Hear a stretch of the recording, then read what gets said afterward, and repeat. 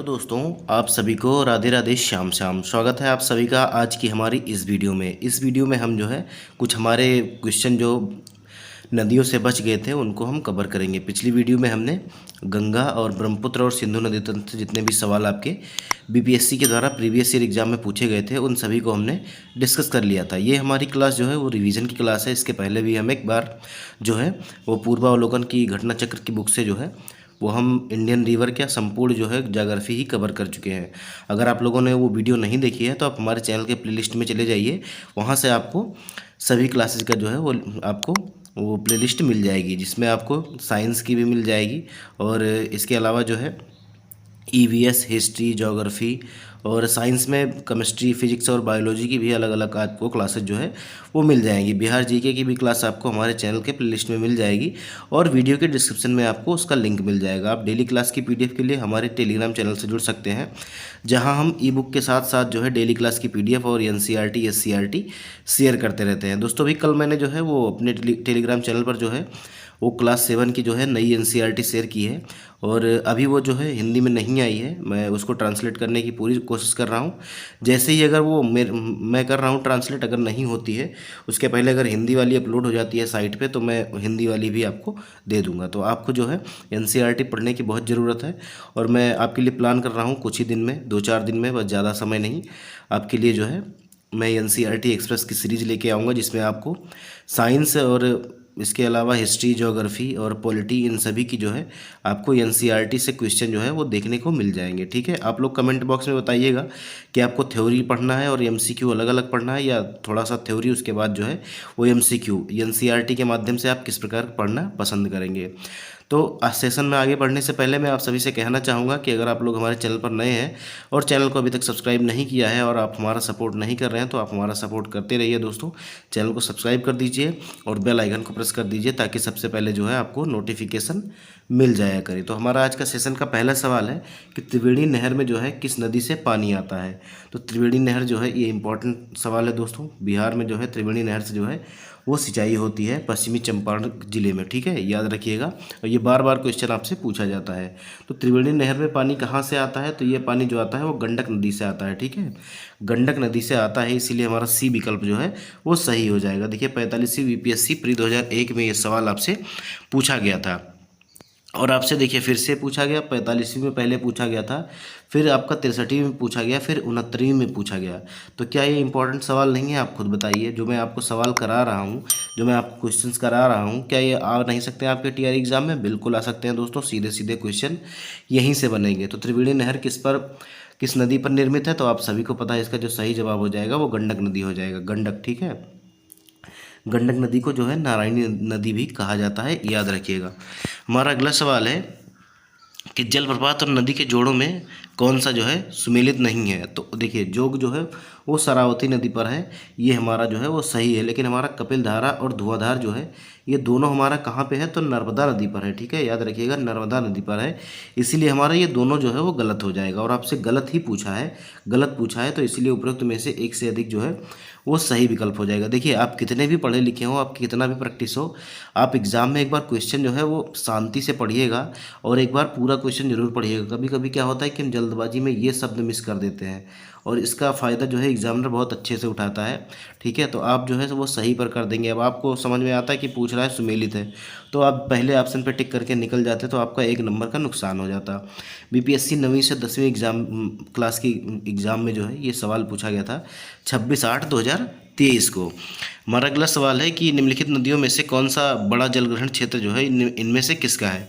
तो इसका जो सही जवाब माना है दोस्तों वो आयोग ने माना है पोनानी नदी। ठीक है, पोनानी नदी का जो जल ग्रहण क्षेत्र है वो सबसे ज़्यादा है। ठीक है, किसका? तो पोनानी नदी का।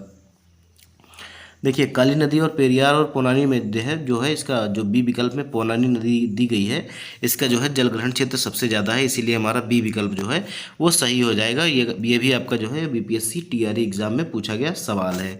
अगला आपसे कह रहा है कि सूची 1 को जो है सूची 2 से मिलाना है। एक तरफ जो है वो आपका मैदान दिया हुआ है और दूसरी तरफ जो है क्षेत्र दिया हुआ है, तो आपको जो है वो सही जोड़ा मिलाना है। देखिए चार क्या कहते हैं, तो चार जो है डेल्टाई क्षेत्र को जो है चार कहते हैं। कंकड़ आपको याद होगा, खादर और बांगर में हमने पढ़ा था, जिसमें कंकड़ की मात्रा होती है वो कौन सी होती है, तो वो बांगर होती है। ठीक है, जो कंकड़ीली पथरीली ज़मीन होती है उसे हम बांगर कहते हैं। तो ये हमारा बी का जो है वो 3 से मिलान हो जाएगा। देखिए हम लिखते चलते हैं, पहले का 2 से हो गया, दूसरे का 3 से हो गया, और इसके बाद कायल आता है। तो पंजाब के मैदान को जो है, पंजाब के मैदान को क्या कहते हैं, तो इसे हम मांड कहते हैं। ठीक है, और कायल कहते हैं तटीय मैदान को। तो 2 3 4 और 1 होगा। ठीक है, 2 3 4 और 1, 2 3 4 1 आपको कौन से ऑप्शन में दिख रहा है दोस्तों, 2 3 4 1, 2 3 4 1 जो दिख रहा है वो आपका जो है बी विकल्प में देखने को मिल रहा है, इसीलिए हमारा बी विकल्प जो है वो सही हो जाएगा। अब ये भी सवाल देख लीजिए, बीपीएससी 9वीं से 10वीं एग्जाम में आपसे पूछा गया था 26/8/2023 को, और इसका जो सही सुमेलन है वो कुछ इस प्रकार है। चार जो है डेल्टा, कंकड़ जो है वो बांगर, कायल जो है तटीय मैदान को कहते हैं, और मांड जो है पंजाब को मैदान होता है। हमारा अगला सवाल है कि स्वर्णरेखा नदी निम्नलिखित में से किस गांव के पास से निकलती है। तो आपका 69वीं बीपीएससी 2023 में पूछा गया सवाल था, और हो सकता है कि ये सवाल आपसे फिर से पूछ लिया जाए। तो इसका जो सही जवाब हो जाएगा वो हो जाएगा नगरी। ठीक है, एक नगरी गांव है, वहाँ से जो है वो ये जो है बहती है। ठीक है, किस पास से निकलती है, तो ये नगरी गांव से जो है इसके पास से जो है ये निकलती है। स्वर्णरेखा नदी जो है छोटा नागपुर पठार पर रांची के दक्षिण पश्चिम से निकलती है, और यहाँ झारखंड राज्य के निकट जो है नगरी गांव से निकलकर उत्तर पूर्व की ओर प्रवाहित होती है। हुंडरू जलप्रपात का निर्माण यह करती है। ठीक है, याद रखिएगा, हुंडरू जलप्रपात किस नदी पर है, तो स्वर्णरेखा नदी पर। यह पश्चिम बंगाल के मेदिनीपुर से प्रवाहित होती हुई बंगाल की खाड़ी में जो है वो गिरती है। हमारा अगला सवाल है कि कौन सी नदी जो है भारत और नेपाल के बीच जो है वो सीमा बनाती है। तो भारत और नेपाल के बीच सीमा बनाने वाली जो है वो काली नदी है। ठीक है, याद रखिएगा काली नदी है, इसीलिए बी विकल्प हमारा सही हो जाएगा। आपका बीपीएससी टीआरई 3 जुलाई 2024 में जो है ये सवाल आपका पूछा गया था। काली नदी भारत तिब्बत की सीमा पर स्थित लिपुलेख दर्रे के निकट काका पानी से निकलती है, और सुगौली की संधि के द्वारा यह नदी भारत और नेपाल के मध्य जो है वो अंतर्राष्ट्रीय सीमा मानी जाती है। महाकाली नदी भारत में शारदा नदी को ही काली नदी कहते हैं। इस प्रकार इसका जो स्पष्ट विकल्प है वो बी उत्तर जो है वो सही हो जाएगा। हमारा अगला सवाल है जो 70वीं बीपीएससी री एग्जाम 2024 में आपसे पूछा गया है कि डीवी द्वीप किसकी सरिताओं के मध्य है। डीवी द्वीप, ठीक है, तो डीवी द्वीप जो है वो कृष्णा नदी के मध्य, सरिताओं के मध्य। सरिताओं का मतलब क्या है, धारा। ठीक है, धारा जो ऐसे बट जाती है कई पार्ट में, तो इसे हम क्या कहते हैं, इसे हम सरिता कहते हैं या वितरिका कहते हैं। तो याद रखिएगा, इसको जो सही विकल्प हो जाएगा हमारा वो क्या हो जाएगा, डी विकल्प हमारा सही हो जाएगा, कृष्णा नदी। कृष्णा नदी के सरिताओं के मध्य जो है आपका डीवी द्वीप पाया जाता है। अब यह पाया कहाँ जाता है, तो ये जो है वो आंध्र प्रदेश के कृष्णा जिले में स्थित एक डेल्टाई क्षेत्र है, जहाँ कृष्णा नदी बंगाल की खाड़ी में गिरती है। यह कृष्णा नदी की सरिताओं के मध्य है, और यह द्वीप अक्सर चक्रवातों तथा अन्य प्राकृतिक आपदाओं का सामना करता है, जिससे भारी मात्रा में जन और धन की जो है वो हानि होती है। हमारा अगला सवाल है कि निम्नलिखित नदियों में से कौन एक देखिए कौन जो है वो अलग है। ठीक है, आपसे कह रहा है अलग है, तो इसमें से थोड़ा सा आपको दिमाग लगाना था दोस्तों। देखिए तुंगभद्रा, पेनगंगा और महानदी, ये सारी नदियाँ जो है ये आपकी कैसी नदियाँ हैं, तो ये सारी नदियाँ जो है वो आपकी पूर्व की तरफ बहने वाली नदियाँ हैं। कौन सी, पूर्व की तरफ बहने वाली नदियाँ हैं। लेकिन आपकी जो नर्मदा नदी है ये पश्चिम की ओर बहती है और अरब सागर में गिरती है। बाकी की तीनों नदियाँ जो है वो बंगाल की खाड़ी में गिरती हैं, तो इसीलिए हमारा नर्मदा नदी जो है वो अलग हो जाएगा। आपसे 70वीं बीपीएससी प्री 2024 में पूछा गया था, इसका विकल्प बी जो होगा वो सही हो जाएगा। देखिए प्रश्नगत विकल्पों में जो है नदियां जो है तुंगभद्रा, पेनगंगा, महानदी पूर्व दिशा में होकर प्रवाहित होकर बंगाल की खाड़ी में गिरती हैं, जबकि नर्मदा नदी जो है वो पश्चिम की ओर प्रवाहित होते हुए अरब सागर में गिरती है। नर्मदा नदी का उद्गम अमरकंटक पठार से होता है तथा यह विंध्य और सतपुड़ा श्रेणियों के मध्य भ्रंश घाटी में जो है वो बहती है। हमारा अगला सवाल है कि गंगा नदी के किनारे सबसे बड़ा शहर कौन सा है। तो गंगा नदी के किनारे सबसे बड़ा शहर आपको बताना है कौन सा है, तो ये जो इसका सही जवाब हो जाएगा वो हमारा हो जाएगा कानपुर। ठीक है, कानपुर जो है वो गंगा नदी के किनारे बसा हुआ सबसे बड़ा शहर है। 44वीं बीपीएससी जो है 2000 में पूछा गया है। आपसे कभी कभी पूछ लेता है कि मुंबई किस द्वीप पर स्थित है, तो मुंबई किस द्वीप पर स्थित है आपको बताना है कमेंट बॉक्स में कमेंट करके। मैं एक बार आपको बता देता हूँ कि मुंबई जो है वो सालसेट द्वीप पर स्थित है। किस द्वीप पर, तो सालसेट द्वीप पर स्थित है, और आपको जो है कमेंट बॉक्स में बताना है कि मुंबई जो है वो किस द्वीप पर स्थित है। अच्छा, असम में कौन सी नदी, एक ब्रह्मपुत्र नदी जो द्वीप का निर्माण करती है, और वो एक नदी द्वीप है। ठीक है, विश्व का सबसे बड़ा नदी द्वीप है, और उस पर जो है वो सभी लोग निवास भी करते हैं। तो वो द्वीप कौन सा है ये आपको कमेंट करके कमेंट बॉक्स में बताना है। देखिए, गंगा नदी के किनारे बसा कानपुर सबसे बड़ा शहर है। इसे उत्तर भारत का मैनचेस्टर भी कहा जाता है और यहाँ चमड़ा उद्योग भारत में प्रसिद्ध है। पटना गंगा नदी के किनारे अवस्थित बिहार की जनसंख्या की दृष्टि से सबसे बड़ा जिला है। इलाहाबाद प्रयागराज उत्तर प्रदेश का सर्वाधिक जनसंख्या वाला जिला है, ये भी याद रखिएगा। हमारा अगला सवाल है कि निम्नलिखित में से कौन सा शहर गंगा नदी के किनारे स्थित नहीं है। तो देखिए, भागलपुर स्थित है, कानपुर भी स्थित है और आपका फतेहपुर भी स्थित है, लेकिन उत्तरकाशी जो है वो नहीं स्थित है। ठीक है, उत्तरकाशी जो है वो नहीं स्थित है। ये हमारा जो है सी विकल्प सही हो जाएगा। आपसे 53वीं से लेकर 55वीं बीपीएससी प्री 2011 में ये सवाल जो है वो पूछा गया था। गंगा नदी की प्रधान शाखा भागीरथी है, जो उत्तराखंड के उत्तरकाशी जिले के गोमुख स्थान से निकलती है। देवप्रयाग में भागीरथी व अलकनंदा के संगम से जो है गंगा का निर्माण होता है। अतः उत्तरकाशी का संबंध भागीरथी से है, ना कि गंगा से। फतेहपुर, भागलपुर व कानपुर जो है वो गंगा नदी के किनारे स्थित नगर है। देखिए, ये क्वेश्चन इंपॉर्टेंट हो सकता है आपके लिए, क्योंकि अभी अभी जो है हृदय विदारक जो घटना हुई थी पहलगाम में, आतंकी हमला जो हुआ था, उससे रिलेटेड सवाल हो सकता है कि दिमाग में आ जाए एग्जामिनर के और पूछ ले। तो आपसे कह रहा है कि कश्मीर में पहलगाम किस नदी के किनारे बसा है। तो कश्मीर में जो पहलगाम है वो हमारा किस नदी के किनारे बसा है। 66वीं बीपीएससी री एग्जाम प्री 2020 का क्वेश्चन है।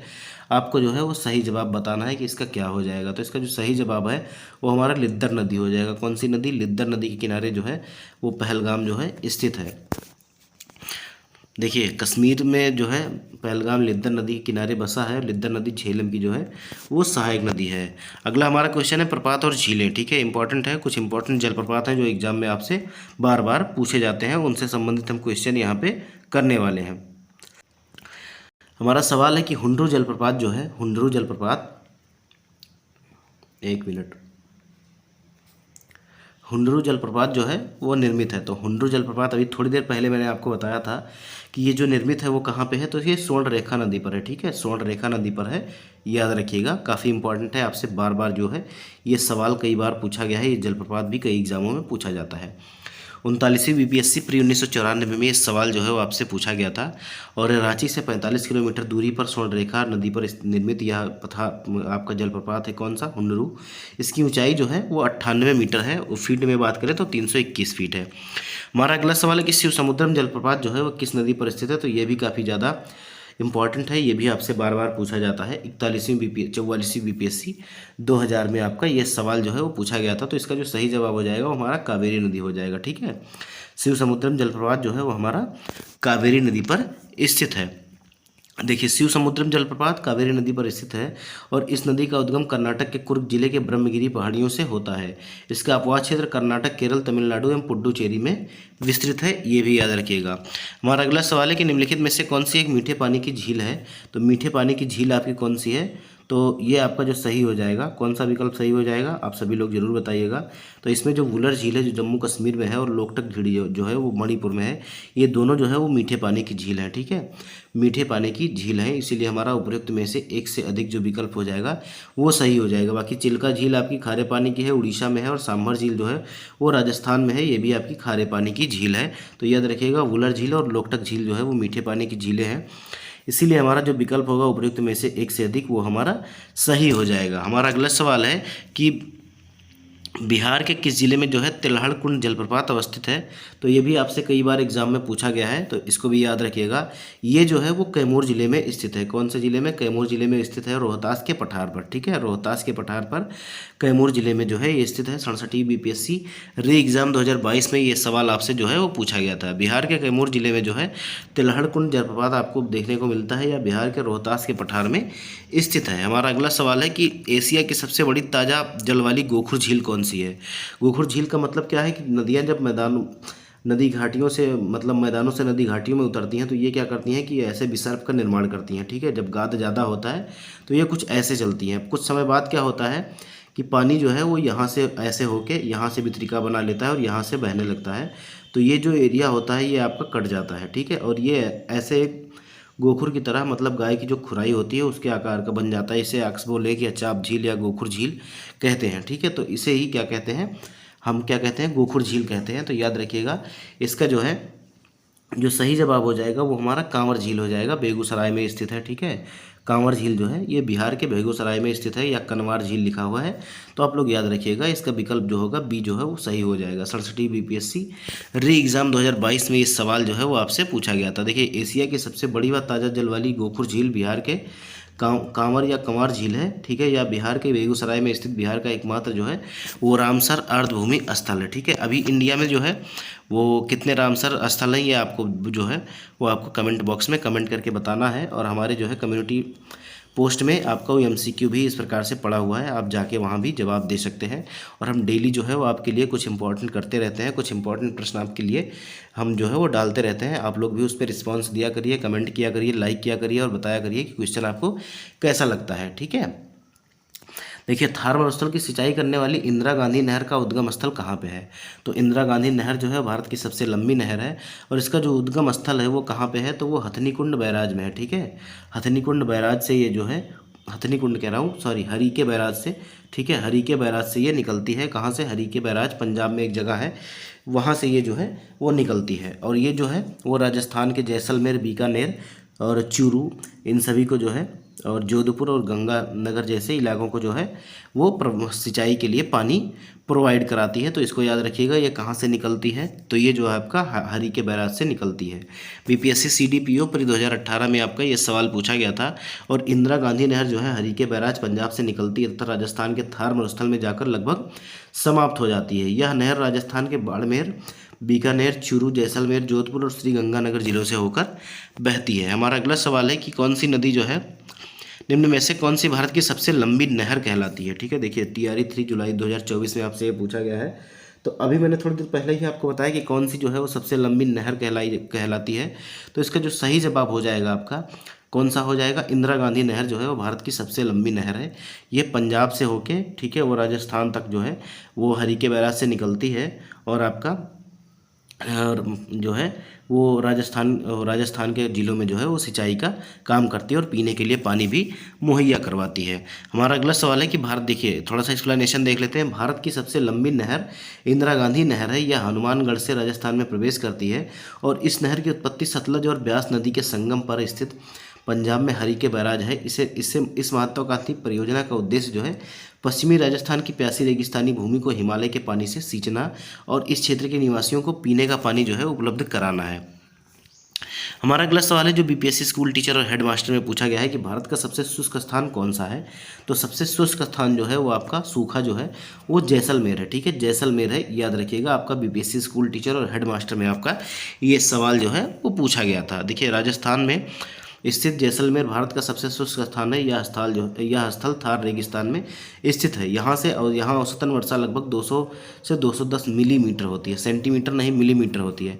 अच्छा, आप बताइए, जो थार रेगिस्तान का जो कुछ भाग जो है वो पाकिस्तान में फैला हुआ है, उसको क्या कहते हैं? इसको भी आप कमेंट बॉक्स में कमेंट करके बताइएगा, ठीक है, क्या कहते हैं उसको? जो थार रेगिस्तान का जो भाग जो है वो कुछ भाग जो रेगिस्तान में है, रेगिस्तान में कह रहा हूँ, पाकिस्तान में है, उसको आपको कमेंट बॉक्स में बताना है कि उसका नाम क्या है, या पाकिस्तान में उसे किस नाम से जानते हैं। हमारा अगला सवाल जो है बीपीएससी टीचर 11वीं 12वीं के एग्जाम में है, और आपसे कह रहा है कि भारत में मानसून सीजन में अधिकांश चक्रवातों की उत्पत्ति जो है वो होती है, ठीक है। भारत में मानसून सीजन में अधिकांश चक्रवातों की जो उत्पत्ति होती है वो कैसे होती है? तो वो किस डिग्री के मध्य होती है? 10 से 15 डिग्री उत्तरी अक्षांश के मध्य होती है, ठीक है, 10 से 15 डिग्री उत्तरी अक्षांश के मध्य होती है। ये चीज़ याद रखिएगा, आपका बी विकल्प जो है वो सही हो जाएगा। और भारत में मानसून सीजन में अधिकांश चक्रवाती की उत्पत्ति 10 डिग्री नॉर्थ और 15 डिग्री नॉर्थ अक्षांश के मध्य होती है। और चक्रवात एक कम दबाव वाला क्षेत्र होता है जिसमें हवाएं अंदर की ओर घूमती हैं।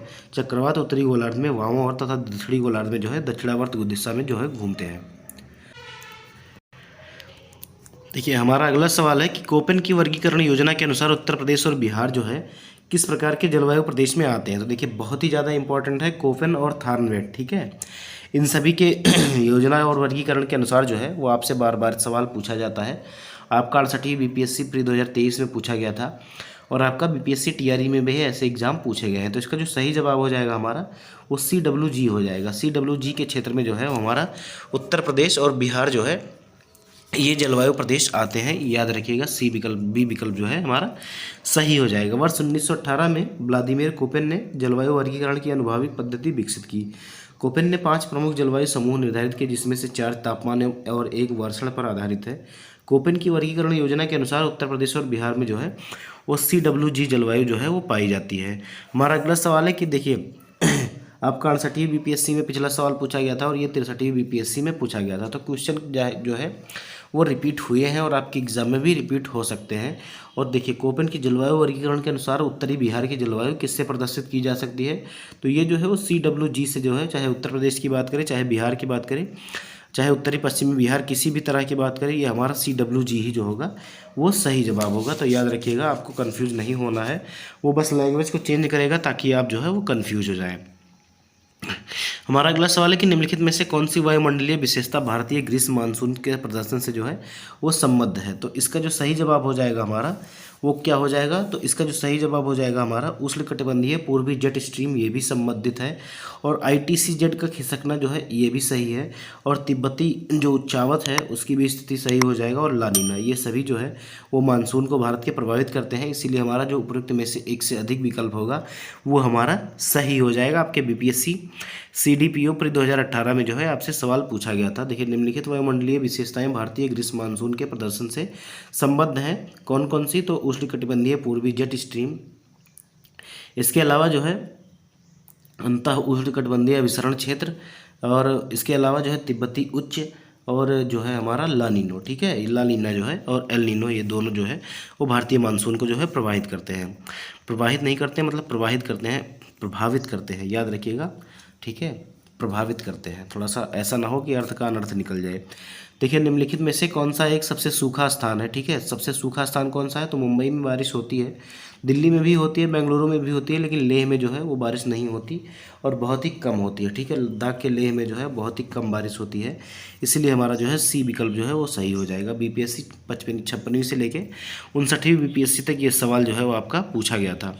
हमारा अगला सवाल है कि भारतीय मानसून मौसमी विस्थापन से इंगित होता है, जिसका कारण है, ठीक है, तो कारण क्या है, स्थल तथा समुद्र का विभेदी तापमान, ठीक है, स्थल और समुद्र का जो है विभेदी तापमान जो है अलग अलग होता है और फिर मौसमी विस्थापन शुरू होता है, उसके बाद जो है वो बारिश होती है। 39वीं BPSC प्री 1994 में ये सवाल आपका जो है वो पूछा गया था। देखिए भारतीय मानसून मौसमी विस्थापन से इंगित है, जिसकी दिशा 6 माह तक जाड़े में उत्तर पूर्व से दक्षिण पश्चिम रहती है तथा शेष 6 माह तक ग्रीष्म से दक्षिण पश्चिम में उत्तर पूर्व रहती है। इन मानसूनी हवाओं की उत्पत्ति तापक्रम में विभिन्नता के कारण होती है या अन्य किसी कारण से इस पर पर्याप्त मतभेद है। इसके लिए दो संकल्पनाओं को जो है वो प्रतिपादित किया गया है। एक संकल्पना है आपका तापीय संकल्पना, ठीक है, मतलब जब जहाँ पे जो है गर्म हवा होती है तो ठंडा होने के विरोधी स्वभाव की होती है। जैसे मान लीजिए ठंडी यहाँ पे जो है वो गर्म वायु अभी है, तो ठीक है, समुद्री क्षेत्र से जो ठंडी हवा है या ठंडी वायु है वो आपको गर्म हवा का क्षेत्र जो है वो उसको भरने के लिए आपका आ जाती है। तो इसी प्रकार जो है ये हमारा एक चक्र चलता है और इसी से जो है वो हमारी बारिश होती है, ये भी याद रखिएगा, ठीक है। देखिए नवीन संकल्पना के अनुसार क्या है, मानसूनी हवाओं की उत्पत्ति वायुदाब और हवाओं की पेटियों के खिसकाव के कारण होती है। इस संकल्पना का पहली बार प्रतिपादन फ्लोन नामक विद्वान ने किया था। हमारा अगला सवाल है कि हैदराबाद में जो है दक्षिण पश्चिम मानसून की वापसी की जो है सामान्य तिथि क्या है, ठीक है, सामान्य तिथि क्या है आपसे पूछ रहा है। BPSC स्कूल टीचर में आपका 11वीं 12वीं के एग्जाम में पूछा गया है। तो इसका जो सही जवाब हो जाएगा वो हमारा 15 अक्टूबर हो जाएगा, ठीक है, बी विकल्प जो होगा वो हमारा सही हो जाएगा। कौन सा विकल्प, विकल्प बी हमारा जो है वो सही हो जाएगा। देखिए भारतीय मौसम विभाग द्वारा जारी किया गया मौसम पूर्वानुमान व लौटने की तिथियों में कुछ परिवर्तन किया गया है। हैदराबाद में दक्षिण पश्चिम मानसून की वापसी तिथि की सामान्य तिथि जो है पहले 15 अक्टूबर की, लेकिन अब 14 अक्टूबर कर दी गई है। अतः जो है निकटतम उत्तर आपका विकल्प बी जो है वो सही हो जाएगा। हमारा अगला सवाल है कि अमृतसर और शिमला जो है लगभग एक ही अक्षांश पर स्थित है, लेकिन परंतु उनकी जलवायु में भिन्नता है। तो जलवायु में भिन्नता क्यों है, क्योंकि उनकी जो है वो ऊंचाई में भिन्नता है, ठीक है। अमृतसर जो है मैदानी क्षेत्र में पड़ता है, शिमला जो है आपका पहाड़ी क्षेत्र में पड़ता है। तो इसीलिए जो है इनके जो है वो है ऊंचाई में भिन्नता पाया जाता है। इसीलिए जो है इनका जो है टेम्परेचर और तापमान और जलवायु जो है वो अलग होती है। 53वीं से लेके 55वीं BPSC तक ये सवाल आपसे पूछा गया था। देखिए अमृतसर जो है 31 डिग्री 29 मिनट और 32 डिग्री 3 मिनट, और लगभग यहीं पर जो है इसी अक्षांश पर जो है शिमला भी है, लेकिन इनकी ऊंचाई में जो है भिन्नता है, ठीक है। अमृतसर की समुद्र तल से ऊंचाई 175 से 200 मीटर है, जबकि शिमला की समुद्र तल से ऊंचाई 300 से लेके 6000 मीटर तक है। क्षोभ मंडल में जो है ऊंचाई बढ़ने के साथ ही जो है तापमान में गिरावट आती है, इसीलिए जो है शिमला और इसका जो है अमृतसर का जो है तापमान जो है वो अलग रहता है।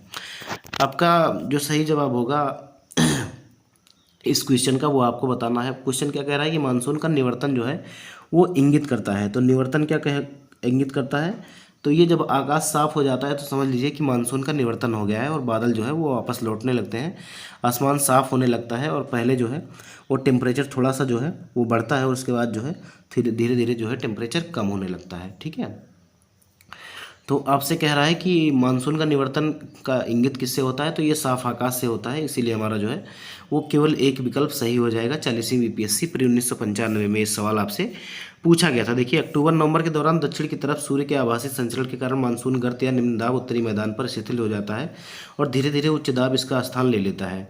नवंबर के प्रारंभ में उत्तर पश्चिम भारत के ऊपर में निम्न दाब वाली अवस्था बंगाल की खाड़ी पर स्थानांतरित हो जाती है और अक्टूबर के प्रारंभ में मानसूनी पौने उत्तर के मैदान से जो है वो हट जाती है। अक्टूबर नवंबर का महीना गर्म वर्षा ऋतु से शीत ऋतु में परिवर्तन का काल होता है। मानसून निवर्तन की ऋतु में जो है आकाश स्वच्छ हो जाता है, तापमान बढ़ने लगता है और रातें जो है ठंडी एवं सुहावनी होने लगती हैं। अभी पर्याप्त आर्द्रता के कारण आर्द्रता जनित तापमान के कारण दिन का मौसम कष्टकारी रहता है, जिससे आमतौर पर कार्तिक माह की जो है उष्मा कहते हैं। अक्टूबर माह के उत्तरार्ध में तापमान तेजी से गिरावट आने लगता है और यह गिरावट उत्तरी भारत में विशेष रूप से देखा जाता है।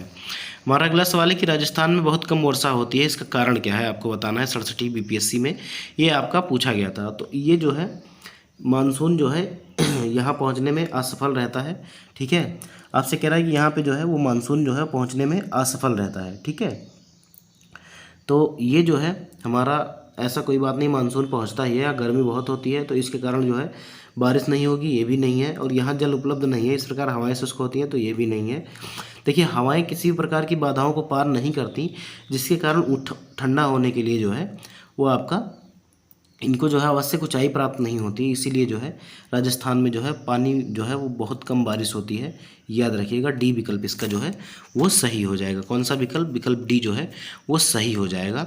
ठीक है, देखिए, हवाएं किसी प्रकार की बाधाओं को पार नहीं करती हैं, जिसके कारण ठंडा होने के लिए आवश्यक ऊंचाई इनको प्राप्त नहीं होती है।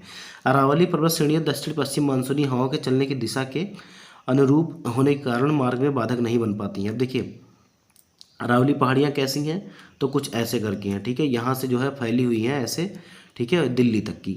तो जब हवा चलती है तो ये इससे टकराती नहीं है, हवा जो है समानांतर होकर ऐसे निकल जाती है, इसीलिए जो है वो बारिश नहीं हो पाती है। ठीक है, याद रखिएगा, अगर ये पहाड़ियाँ कुछ इस प्रकार से होती तो हवा जब टकराती तो हवा जो है वो ऊपर उठती और ऊपर उठने के बाद जब हवा ठंडी होती तो बारिश हो जाती। उम्मीद है कि आप लोग समझ गए होंगे। हमारा अगला सवाल है कि निम्नलिखित में भारत का कौन सा तट जो है उग्र उष्णकटिबंधीय चक्रवातों से जो है सबसे अधिक प्रभावित है। तो उग्र जो है उष्णकटिबंधीय चक्रवातों से सबसे ज़्यादा कौन सा हमारा तट प्रभावित होता है, तो वो होता है कोरोमंडल तट। ठीक है, कोरोमंडल तट जो है इसका सही जवाब हो जाएगा।